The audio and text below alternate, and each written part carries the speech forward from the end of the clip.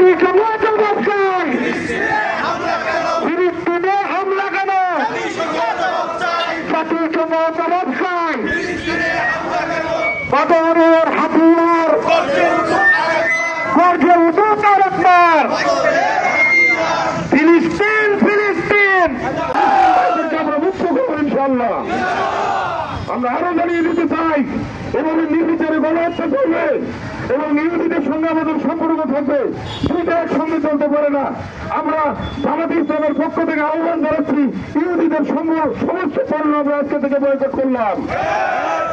সংগ্রামী ভাইরা, আমরা এখান থেকে যেহেতু রাষ্ট্রীয়ভাবে আমরা প্রতিবাদ করতে পারতেছি না, তাই আমরা মিডিয়ার মাধ্যমে আমাদের এই প্রতিবাদগুলো চলে যাবে জাতিসংঘে। এই ইহুদিদেরকে দমনের জন্য তাদের পক্ষে আমাদের ইমানি দায়িত্ব হচ্ছে আমরা প্রতিবাদ করে দেবো এবং এই প্রতিবাদের আহ্বান বাংলাদেশ জামাত ইসলামের প্ল্যাটফর্মে আপনাদেরকে যখনই আহ্বান জানানো হবে আপনারা স্বয়ংক্রিয়ভাবে সক্রিয়ভাবে উপস্থিত হবেন ইনশাআল্লাহ। এই উদাত্ত আহ্বান রেখে ইহুদিদের ধ্বংস চেয়ে মহান আল্লাহর দরবারে প্রার্থনা করি ফিলিস্তিনের মুক্তি চেয়ে। ঘাসের উপরে শুধু রক্ত আর রক্ত।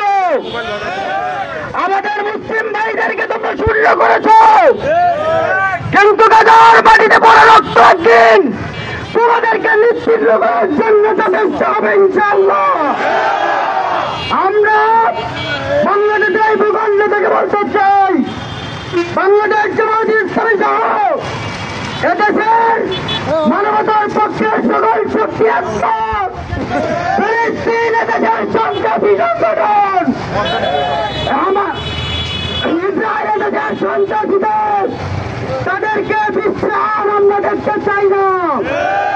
সুতরাং গোটা বিশ্ববাসী আজকে একমত, আমরা ইসরায়েলের সমস্ত পণ্যকে বর্জন করলাম। আমরা ইসরায়েলকে আমরা দেশ থেকে শুধু নয় গোটা বিশ্ব থেকে নিশ্চিহ্ন করতে চাই। সম্মানিত ভাইরা, আমরা বাংলাদেশ জামাত ইসলামের পক্ষ থেকে প্রত্যেক মুসলিম রাষ্ট্রপ্রধানদেরকে বলতে চাই, আপনারা ফিলিস্তিনের পক্ষ নিন, এক জায়গার বিপক্ষে অবস্থান নিন, রচিত মুসলমান নাম আপনার সমাজ থেকে কেটে দিন।